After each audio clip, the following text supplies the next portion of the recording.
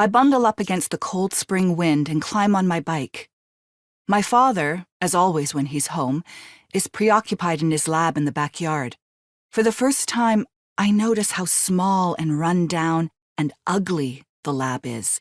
How it's really just a shed like most people have in their backyards. Wood so worn it doesn't have paint left on it.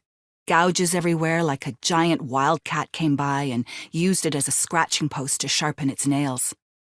Jonah calls his science experimental evolution and his latest experiment the critical attachment theory.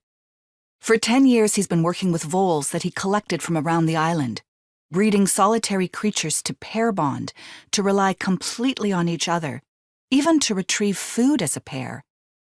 10 years of me watching him disappear into his lab to breed and nurture and modify the behavior of tiny rodents. Me modifying too. Little girl, older girl, teenager, 6, 11, 16. I was never that interesting to him. I don't give last looks at the house as I pedal away, but feel it at my back, perched in the clearing, a crow on a branch.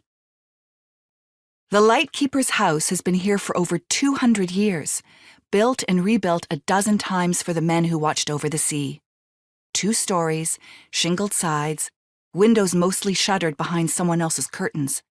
It can only be reached by a long road from town that runs through a wood so thick the tangled branches press against it like a cage.